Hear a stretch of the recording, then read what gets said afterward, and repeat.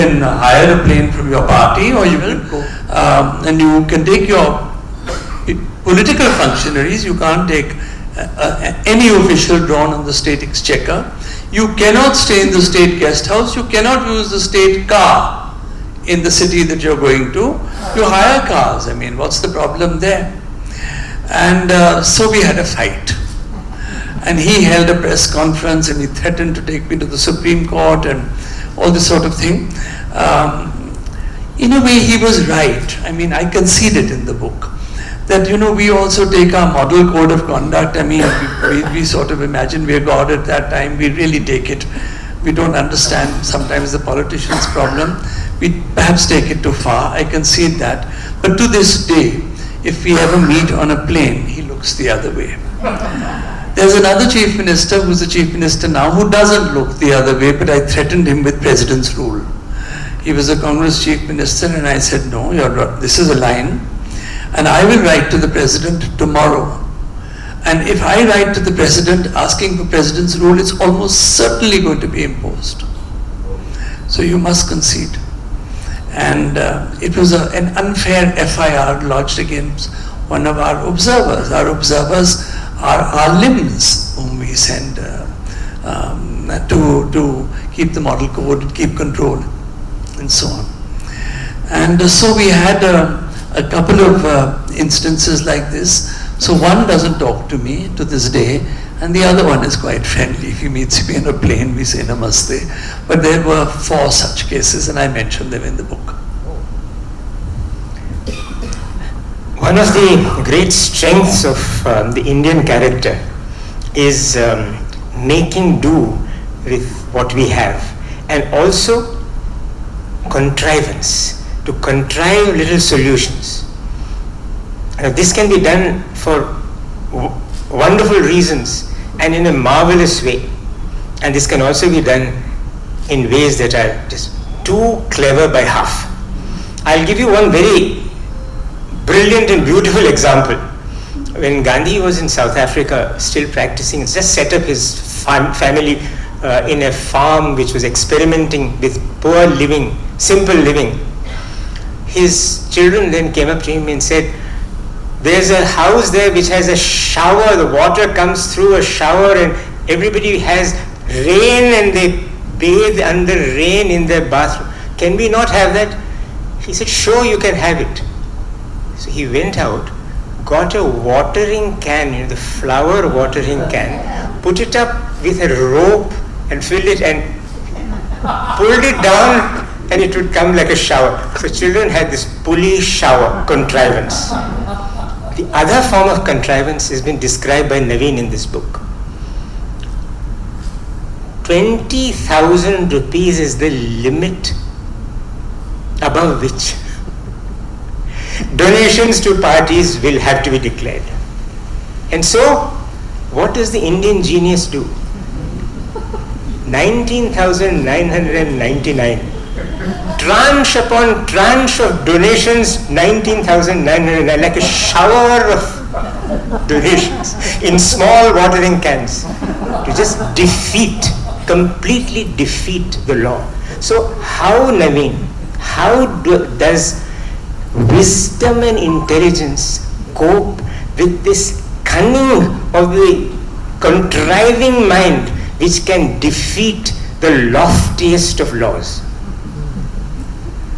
There's no easy answer. It's very difficult. Now a general election is coming. We will pull out, or the election commission of the day will pull out 2,000 and more senior officers of the rank of Joint Secretary from the Government of India, from the state governments. They will be posted for almost a month in a constituency. But this ingenuity, what can I say? 3 years ago, I met a member of parliament casually at a dinner from Andhra Pradesh. So I said, why is there this huge overspend, particularly in the south? He said, are you asking me how much I spent? So I said, no, that is not what I asked you. But I'll tell you, I spent 52 crores. I was so staggered as you are, that for a few seconds I didn't know what to say, Gopal. When finally I got a voice, and mind you, I'd been Chief Election Commissioner, so was I so far out of reality. So when I got a voice, I said, but what did you spend so much money on? He said, I put 500 to 1,000 rupees in an envelope for every single name in my constituency. And it was often delivered in the folds of the morning newspaper. And I didn't know how to recover from this, but before I could, I still haven't, it's staggering to hear these sort of things. He said, but I wasn't the biggest spender, so-and-so was in such and such constituency, he spent 72 crores, when the limit was 70 lakhs. So it begs the question, should we do away with limits? Should we have public form of funding of elections? Is it too late for that? There was such a good ethical man called Indrajit Gupta, our Home Minister, who made such fine recommendations in a committee. But where are these recommendations? They're all on various shelves, gathering dust. Indrajit Gupta, the communist leader, is another person of whom this book, incredibly, this book is not a very big book. It's not like Vikram Seth's novel. It's a fairly slim book. But it has so many little biographies, including Indrajit Gupta. Mr. Madhu was kind enough to refer to Vikram's novel, A Suitable Boy. Now that has a huge, it's based in fact in the 1952 election scene. That is the setting of that whole story, the 1952 election. And then he talks of the election manual in which it is provided for a person who has no hands to vote with his toe, to put his ballot mark then by ink from his toe. Vikram has this in his, and this book has a picture of a person casting his vote in that manner. The election commission, the election scheme, something which Naveen has brought out in this book, which I had taken for granted and forgotten, which is that the election commission, the election machine, the election world in India is not the result of some law. It is in the Constitution of India itself. The Constitution has made the election commission, the election process sacrosanct and so supreme. And there it has something to do with the fact that Dr. Ambedkar said no, not the district, which was the British last word on administration. No, not the village, which was Gandhi's dream, but the individual is the unit. The individual is the unit for the new republic, and it is the individual who counts. And that is what this every vote counts is about. And I want to just say, just exactly, I think Professor Shankaran, you are absolutely right in having started an applause. That is what this book is about. It is about the individual who counts. And that brings me to what should probably be my last question before the audience begins to ask questions, the gathering before asks this question. Naveen, are you confident that the individual's ability to withstand all manipulations, the MMPs and the other manipulations, including those of fake news, paid news, and what you have described as post-truth, the social media, can the individual in India, the unit of our constitution, the ideal of Dr. Ambedkar, withstand all the manipulations that she or he is going to have to face? I think the answer to that is increasingly no. There's something very disquieting which I put into the book, because when you serve 6 years in an organization, you get very emotionally attached to the whole process and its integrity. Now, Dr. Bhaskar Rao, whom you know and whom many of us know in the room and whom I greatly respect, has done some surveys. We might argue that the surveys are not very big, 16,000, 20,000. But in these surveys, what is beginning to come out is that while at one point the candidates concerned or political parties were sort of forcing us to take money or freebies and so on, now people too are beginning to demand it. So he gives some statistics. I use the statistics that in a particular election, 25% of people in Delhi, 45% of people in Andhra, in these, we may challenge the size of the survey, but it's beginning to happen that people now, as was exemplified, I know that by-elections are not the best index because the stakes are the highest between two individuals, but nonetheless it is an index, and in that index people are happily taking those 20 rupee notes. What percentage took them? So our politicians have now corrupted us to want that money. So we are now beginning to clap with two hands. How worrying this is. Are there any easy answers? I'm not sure I have any easy answer. But the easy answers, if any, must lie to my mind in going back to Sukumar Sen's days, in going back to that Constituent Assembly, going back to the first election of 1951-52, gathering the wise and the good of our nation together in something like a Constituent Assembly, getting our Gopal Gandhis, and putting our heads together, 1,000 wise men in our country, and then looking at the drawing chart once again. What's going wrong? What can we as a nation do?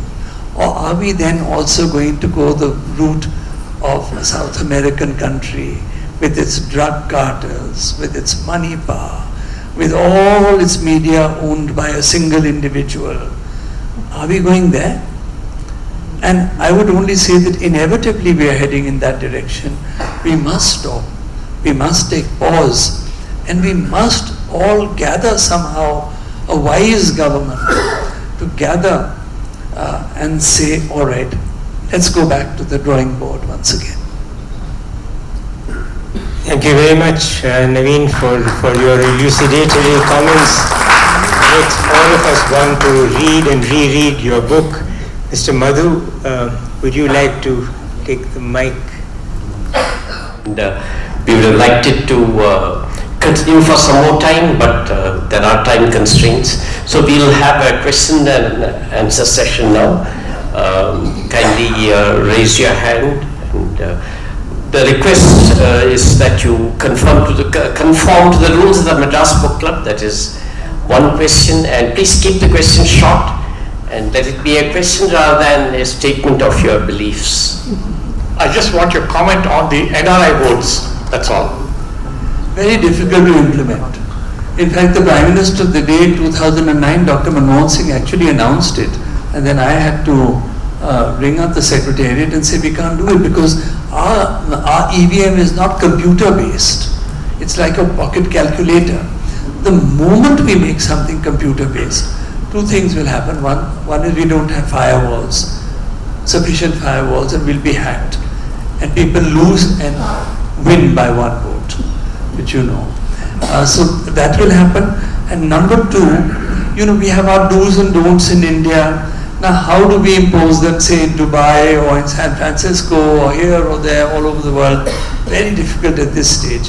So until such time as that we can have some kind of computer-based system of voting which is completely safe. Because if it's not safe, we'll all be running to the Supreme Court in writ petitions. Before you can say Jack Robinson, you know how litigant-minded we all are in our country. So, and rightly so in many cases. So that's the answer. Check. Can I? You want me to pass the mic? Okay. I have full faith in the electronic voting system. Why some of the advanced European countries are still residing in the boxes? Why have some of the European countries gone back to the ballot? Or many European countries. Well, you know, some have gone back because they don't have requisite legislation in place. Others have gone back because people have challenged it. But as I said, and what Mr. Gandhi pointed out, which was very important and which doesn't happen in those countries, is that our system is completely accountability based. From the returning officer, who is an IAS officer, down to the ADM, SDM, all the functionaries down to the last functionary in the polling station is a government official. This is not the case in Germany, this is not the case in Scandinavia. With the EVMs, they had brought in volunteers, university students. I'm not saying that volunteers and university students shouldn't be trusted, but it is true that the Election Commission of India's system, insofar as this is concerned, is based on mistrust. So there's an element of mistrust that we don't bring others in. So our system, therefore, you had rightly pointed this out, I had actually forgotten to, but we have the EVM and we have a system of usage which is entirely government organized. So the title of your book is Every Vote Counts, but the voter doesn't know whom he votes and why he votes. So how does it matter? The voter, generally they don't know whom they are voting and why they are voting. They don't know the candidate even. Please explain that every vote matters. You know, you are absolutely right. In many ways, you've also hit the nail on the head. It is, but look at the millions who are voting in our country. When I did the 2009 election, we had 716 million people on the polling list. About 400 million, about 58% voted. In 2014, there were 816 million people on our rolls. The odd name may be missing, but 816. More than all of Europe and Russia and South America put together. 65% voted. So many people didn't vote, didn't participate in it. And it is true